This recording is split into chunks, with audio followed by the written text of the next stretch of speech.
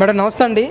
ఈరోజు రాష్ట్రంలో పెట్టుబడులు రావట్లేదు అని లోకేష్ గారు ఉత్తుత్తి పర్యటనలు మాత్రమే చేస్తున్నారు. పెట్టుబడులు ఆకర్షించే విషయంలో మన రాష్ట్రం చాలా వెనకబడిపోయిందని చెప్పేసి పెద్ద ఎత్తున వైసీపీ నాయకులందరూ మాట్లాడుతూ ఉన్నారు. దీనిపై మీరు ఏ విధంగా స్పందిస్తారు? వైసీపీ నాయకులకి ఏదో ఒకటి మాట్లాడకపోతే ఈ గలం కూడా మేము మాట్లాడకపోతే అసలు వైసీపీ అనే ప్రభుత్వమే లేదని అనుకుంటారని ఏదో అవాకులు చవాకులు పేలుతున్నారు. ఒకప్పుడు అదే లోకేష్ని పప్పు అన్నారు, ఈ రోజున ఏమంటున్నారు? చాలా గట్టోడ్రా బాబు అంటున్నారు. ఎందుకంటున్నారు? అది నిజం కాదు కాబట్టే, వైసీపీ వాళ్ళు అన్నమాట పప్పు అన్నమాట నిజం కాదు కాబట్టే ఈరోజు మళ్ళీ మరి ఆ పప్పు అన్నవాడు తీసుకురాలేనప్పుడు మరి మీరే 11 కాకుండా స్థానాలు కాకుండా 170 స్థానాలకు వెళ్తారని హ్యాపీగా ఉండొచ్చు కదా. ఎందుకు ఉండలేకపోతున్నారు?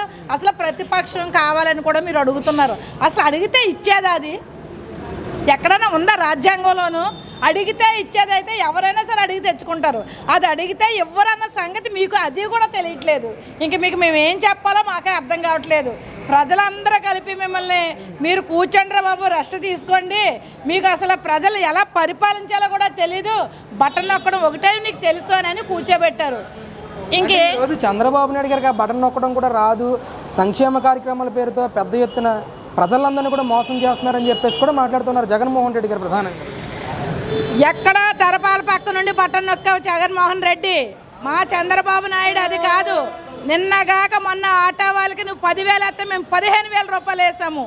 మరి ఆర్థిక లోటు బడ్జెట్ ఉన్నప్పటికీ కూడా ఒక్కొక్క డ్రైవర్కి 5,000 రూపాయలు పెంచి ఇటువైపు దసరా ఇటువైపు దీపావళి కూడా పండగల మధ్యలోనే ఆటో వాళ్ళకి పండగ కంటే సంక్రాంతి పండుగ వచ్చినంత ఇదిగా మరి ఆ రోజున ఆటో వాళ్ళందరూ కూడా 15,000 రూపాయలు ఇచ్చినందుకు మేము ఆటో లైసెన్సులు కానీ ఫిట్నెస్ కానీ చేసుకొని మా ఆటో ఎక్క ప్రజలు సురక్షితంగా తీసుకెళ్తామని ఎంతోమంది ఆటో డ్రైవర్లు వాళ్ళ సంతోషాన్ని వ్యక్తపరిచారు.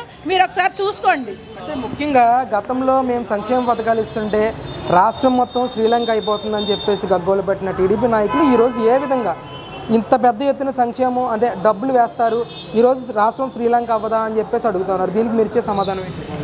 మీరు చేసేటప్పుడు అభివృద్ధి చేసేవారు కాదు, పథకాల పైనుంచి ప్రాజెక్టులు తీసుకొచ్చేవారు కాదు, మీరు అప్పులకి వెళ్ళేవారు. మేము అప్పులకి వెళ్తలేదు, సంపద సృష్టిస్తున్నాము. ఒకరోజు ఒక మామిడి మొక్క వేసామనుకోండి, ఒక సంవత్సరం దాని ఫలాలు వస్తాయన్నమాట. నువ్వు మామిడి విత్తనం కూడా వేయలేదు, నువ్వేమో ఏం చేసావు? మామిడి పళ్ళు కొంటకి వెళ్ళేవాడివి. కొంటకి వెళ్ళడం వల్ల ఏం చేసేవాడివి? ఖజానాలో డబ్బులు తీసుకొచ్చి ప్రజలకు ఇచ్చేవాడివి. అప్పుల పాలు చేసి ప్రతి ఒక్క నెత్తి మీద ఎంత మూట పెట్టావు, అప్పులనే ఒక ఊబిలో దించేసావు. మా నాయకుడు అదే కాదు, విత్తనం వేస్తున్నాడు, ఫలాలు వస్తున్నాయి, ఫలాలు మరి అమ్మి దాని ఫలం తోటి ప్రతి ఒక్కరికి కూడా ఈ రోజున మరి ప్రతి ఒక్క ఫలం ప్రతి కుటుంబానికి అందిస్తున్నాడు. అంటే జగన్మోహన్ రెడ్డి గారు చేసిన మంచి ఇంకా ప్రజల్లోనే ఉంది. ఖచ్చితంగా రేపొద్దున నేను పాదయాత్ర చేస్తాను, ఖచ్చితంగా మళ్ళీ 2029లో ఖచ్చితంగా సీఎం అవుతాను, ఎవరైతే ఈరోజు అక్రమ కేసులు పెట్టారో వాళ్ళందరినీ బోనెక్కిస్తానని చెప్పేసి మాట్లాడుతున్నారు. అక్రమ కేసులు అన్న మాట అంటాక నువ్వు సరిపోవు జగన్మోహన్ రెడ్డి. అసలు అక్రమ కేసులు అనేదే నీ దగ్గర నుంచి మొదలైంది. అసలు ఎవరైనా సరే రాజకీయంగా చూడుకోకుండాను అన్ని సంవత్సరాలు ఒక ముఖ్యమంత్రిగా చేసిన నాయకుడిని నువ్వు జైల్లో పెట్టించావు. నువ్వు అక్రమ కేసులు అంటాక నువ్వు ఏపాటి వాడివి? అసలు నువ్వు సరిపోవు, అక్రమ కేసులు అనడానికి నువ్వు అసలు సరిపోవు. అంటే కూటమి పరిపాలన అంతా కూడా పారదర్శకంగానే ఉందంటారా ఈరోజు? కూటమి పరిపాలన ఎందుకంటే ఒక వ్యక్తి తప్పు చేసినా ఇంకొక ఇద్దరు వ్యక్తులు ఖండించడానికి సిద్ధంగా ఉన్నారు. మా ముగ్గురు నాయకులు కూడా, ఒకవైపు విజన్ ఉన్న నాయకుడు మా చంద్రబాబు నాయుడు, ఇంకొక వైపు పరిశ్రమలు ఏ విధంగా తేవాలని మా యువ నాయకుడు మరి నారా లోకేష్ గారు. వీళ్ళిద్దరి మధ్యలోనూ మరి తమ్ముళ్ళు అన్నటువంటి మన ఎర్రకొండవ వేసుకొని వచ్చినటువంటి మన నాయకుడు పవన్ కళ్యాణ్ గారు. ముగ్గురు వ్యక్తుల మధ్యన దొంగతనం చేసినప్పుడు కూడా బయట పడిపోతుంది ఏనాటికైనా సరే. మా నాయకులు అటువంటి నాయకులు కాదు. నువ్వు ఏకైక నాయకుడివి, ఎందుకంటే నువ్వు ఏకైక నాయకుడికి ఏ తప్పు చేసినా నీలోనే ఉంటుంది కాబట్టి వేరే వ్యక్తికి తెలియకూడదని ఏకైక నాయకుడిగా ఉండిపోయావు. మా ముగ్గురు నాయకులు ఏ ఒక్క నాయకుడు తప్పు చేసే ప్రసక్తే లేదు. అభివృద్ధి చేస్తారు, ప్రజాధనాన్ని మోసం చేయవలసిన పని లేదు. అంతకంతకి కూడా అమరావతిని ముందుకు తీసుకెళ్తారు. నువ్వు 3 రాజధానులు అన్నావు, ఒక్క రాజధాని కూడా కట్టలేదు. మా ఓడు ఒకే ఒక రాజధాని అన్నాడు, ఆ ఒక్క రాజధాని ముగ్గురు కలిపి ఈ రోజున కట్టడానికి సిద్ధంగా ఉన్నారు. అంతేకాకోకుండాను వైజాగ్ని ఎందుకు చేస్తున్నారంటే ఏపీలో ఉన్న ప్రతి ఏరియాను కూడా డెవలప్ చేసే నాయకుడు విజన్ ఉన్న నాయకుడు చంద్రబాబు నాయుడు.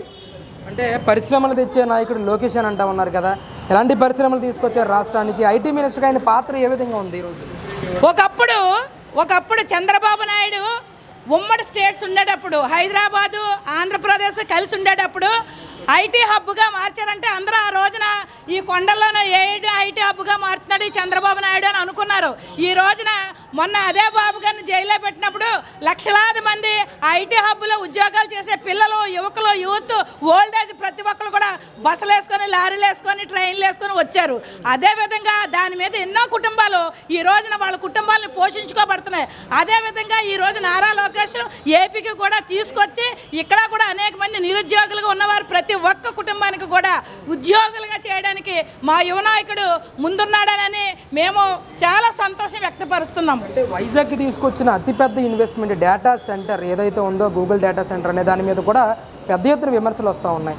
ముఖ్యంగా అది గోడౌన్ లాంటిదని, అందులో పెద్ద ఉద్యోగాలు కూడా రావని పెద్ద ఎత్తున వైసీపీ నాయకులు విమర్శలు చేస్తూ ఉన్నారు. దీని గురించి ఏం చెప్తారు? అసలు వైజాగ్లోను ఫార్మా సెంటర్ ఏదో పెట్టారన్నారండి. దానికోసం నాకు అప్పుడు తెలదు అంతగానో. చంద్రబాబు నాయుడు పెట్టారన్నారు. కోవిడ్లో ఏం పని చేసిందండి? ఆ చంద్రబాబు నాయుడు పెట్టిందే పనిచేసింది. ఇప్పుడు కూడా గుడాన అంటున్నారు చూడండి. రేపు పొద్దున మన పిల్లల భవిష్యత్తు, భావితరాల భవిష్యత్తుగాను అదే గుడాన అనుకున్న వాళ్ళు రేపు పొద్దున పప్పు అని ఎలాగ అనుకున్నారు, ఈ రోజు ఎలా సిగ్గుపడుతున్నారో, రేపు అన్న రోజున గుడాన కాదురా బాబు ఇది పెద్ద ఫ్యాక్టరీ అని అనుకోవడానికి ప్రజలు ఆలోచనగా ముందుకు ఉండాలని, ముందుకు తెలుసుకుంటారని మీకు తెలియపరుస్తున్నాను. జగన్మోహన్ రెడ్డి గారు మాట్లాడుతూ కూటమి ప్రభుత్వం మీద పెద్ద ఎత్తున వ్యతిరేకత వచ్చేసింది రాష్ట్రంలో. ఖచ్చితంగా దీని అంతటిని కూడా ప్రజల్లోకి మనం తీసుకెళ్ళాలి, ఏదైతే తప్పులు చేస్తున్నారో అన్నింటిని కూడా ఎత్తి చూపాలని చెప్పి ఈరోజు మెడికల్ కాలేజీ విషయంలో కానీ వివిధ రకాల విషయాల్లో కానీ ప్రతిరోజు కూడా వాళ్ళు మండల కార్యాలయాల దగ్గర సమ్మోటి ధర్నాలు చేస్తూ ఉన్న పరిస్థితి ఈ రాజమండ్రిలో కూడా ఎంపీ భరత్ ఆధ్వర్యంలో జరుగుతూ ఉంది. దీని మీద ఏం చెప్తారు? అసలు మీరు మెడికల్ కాలేజీ ప్రైవేట్ చేస్తున్నారని చెప్పేసి వాళ్ళు అంటూ ఉన్నారు కదా, దాని గురించి ఏం చెప్తారు? అసలు భరతరామ్ గారు ఒకటి ఆలోచించాలి. అసలు మీరు ఏ స్థాయి నుంచి ఏ స్థాయికి పడిపోతున్నారు? మీ పార్టీలోను ఫస్ట్ ఏ స్థాయిలో ఉన్నారు? మీరు ఒక ఎంపీ స్థాయిలో ఉన్నారు. తర్వాత ఏ స్థాయిలో ఉన్నారు? మీరు ఒక ఎమ్మెల్యే కింద పోటీ చేశారు. తర్వాత ఏ స్థాయిలో ఉన్నారు? మీరు ఎమ్మెల్యే కింద కూడా ఓడిపోయి ఎంపీ నుంచి ఎమ్మెల్యేకి దిగిపోయారు. ఎమ్మెల్యే నుంచి సిటీ ప్రెసిడెంట్ అంట. ఎంత సిగ్గుసేటండి. అంటే వైసీపీ ప్రభుత్వంలోనూ ఒక నాయకుడికి ఇవ్వాల్సిన పదవిలో ఇవ్వకుండా ఎలాగైతే దిగజారుతున్నారో ఈ ఆంధ్ర రాష్ట్రాన్ని కూడా అలాగే వాళ్ళ చేతిలో పెడితే అలాగే దిగజారు చేస్తారు. తప్పితే ముందు ఎంపీ భరతరామ్ గారు తెలుసుకోవాలా. ఎందుకు తెలుసుకోవాలంటే నా వరకు వస్తేనే నేను రోజు రోజుకి దిగజారిపోతున్నాను, ఇంకా నేనే కానీ అదే పార్టీలో ఉంటే ఈ ఆంధ్ర రాష్ట్రాన్ని కూడా అదే దిగజారే పరిస్థితిలోనూ జగన్మోహన్ రెడ్డి గారు వైసీపీ పార్టీలో ఉన్నదని ముందు భరతరామ్ గారు తెలుసుకోవాలని మీకు తెలియపరుస్తున్నాను. కూటమి ప్రభుత్వం పట్ల ప్రజలందరూ సంతృప్తిగా ఉన్నారంటారా? చాలా సంతోషంగా ఉన్నారండి.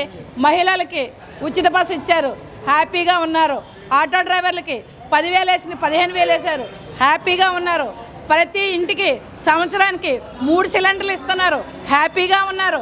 అంతేకాకోకుండాను వ్యాన్ వచ్చినప్పుడే మన సరుకులు తీసుకోవాల్సిన పని లేదు. మన ఖాళీ టైంలో వెళ్ళి స్టోర్కి వెళ్ళి తెచ్చుకోవాల్సిన విషయంలోనూ ప్రజలు హ్యాపీగా ఉన్నారు. ప్రతి ఒక్క విషయంలోనూ హ్యాపీగానే ఉన్నారు, హ్యాపీగానే ఉంటారు. ఇంకా రాబోయే 20-30 సంవత్సరాల వరకు కూటమి ప్రభుత్వమే పరిపాలిస్తుందని ఛాలెంజ్ చేస్తున్నాను.